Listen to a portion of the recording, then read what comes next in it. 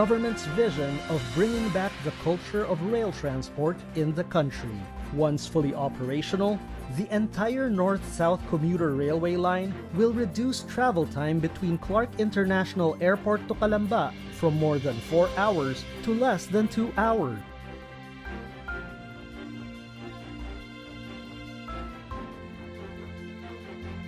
Isang pagpalang umaga po mga bayan, welcome sa ating panibagong update rito po sa PNR NCR South, dito po sa portion ng Banlic Depot, Calamba City, Laguna mga bayan. Ayan na po sa ating harapan yung alignment ng PNR at yung mismong Banlic Container Terminal. At yung kulay blue na yan, yung barcode na yan, yan na po yung papasok dito po sa loob ng Banlic Depot sa PNR NCR South mga kabayan, na kung saan ngayon ay pinaspasan na rin po ang pagtrabaho rito sa mismong Banlic Depot, na kung saan dito po ilalatag yung mga bagon na galing sa ibang bansa na parating na po mga bayan. Kaya asahan po ninyo na susunod na mga linggo, buwan ay malaki na po ang progress rito sa mismong PNR NCR South Depot, Banlic, Calamba City, Laguna.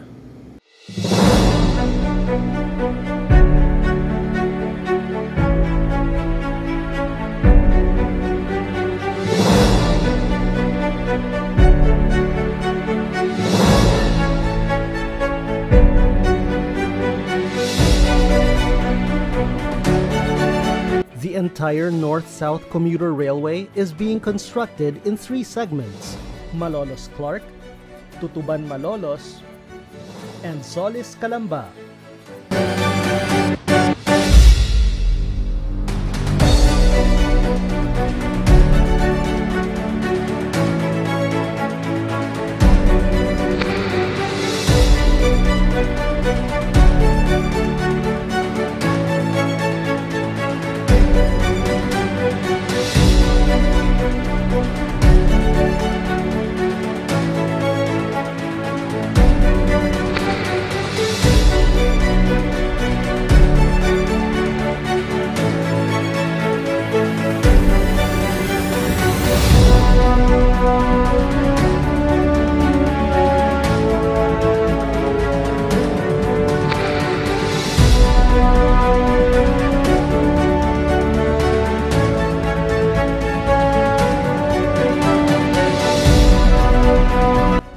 Malsisilayan po natin mga bayan yung mga heavy equipment dito sa mismong paglalatagan ng bagon dito po sa PNR NCR South, Banlic, Calamba City, Laguna Depot. Ayan po mga bayan, sa bandang kanan po andun po, pero yung mga hindi pa natampakan dyan, tatampakan pa yan mga bayan. Ayan, yung mga nagpipiso, naglalatag ng buhangin dyan mga bayan, inuuna mo na lang yung buhangin at pagbabaon sa rebars dito, na kung saan ilatag yung mga bago ng PNR na nanggaling sa ibang bansa mga bayan. Katulad po roon sa mismong Valenzuela Depot, no, na andun po nakatambak na rin po yung ilang mga bagon sa PNR NCR North. Ayan po mga bayan, yan po yung kabuuan, hanggang dulo po yan mga bayan, no? Napakalawak din po yan mga bayan. Ito yung depot ng PNR NCR South.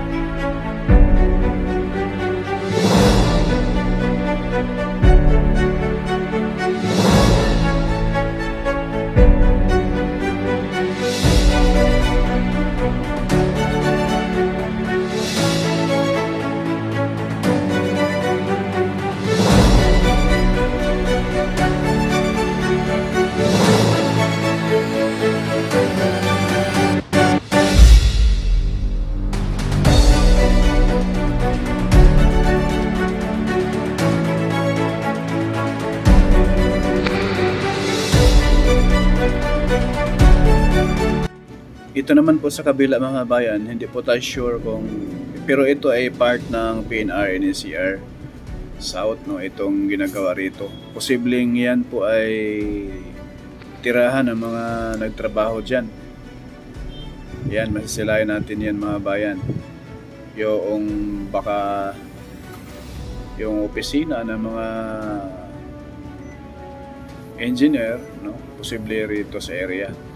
Malapit lang po ito mga kabayan, tapat lang po ito sa mismong depot, no? Mga sabihin lang natin mga 100 meters or 60 meters lang distansya nila. Ayan.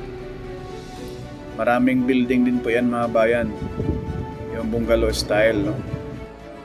The railway's southern segment, the South Commuter Railway Project, will connect Metro Manila to Calamba and will have 18 elevated and at-grade stations.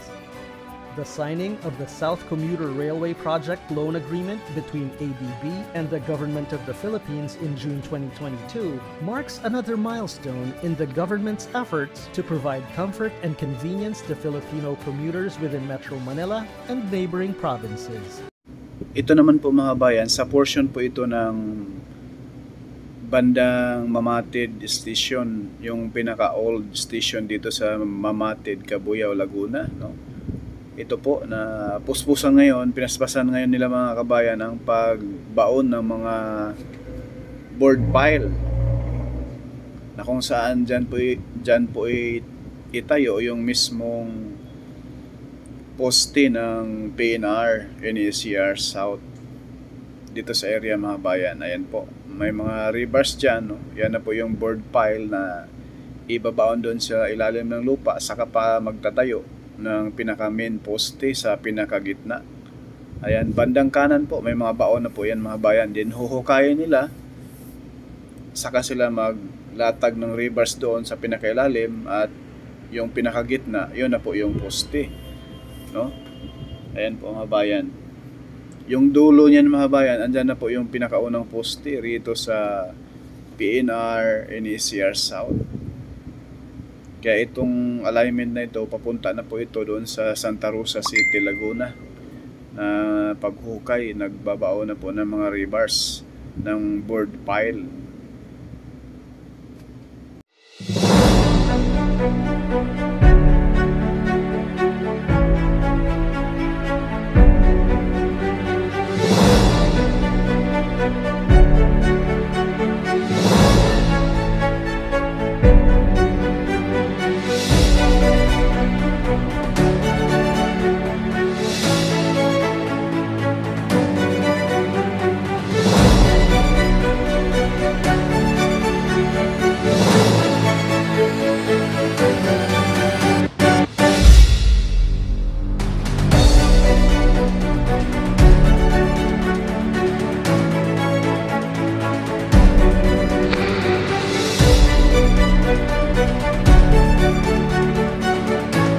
Hanggang dito na muna mga kabayan, no? Shout out po sa ating mga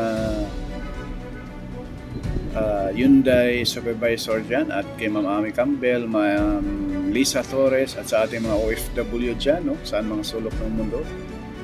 Maraming salamat sa suporta.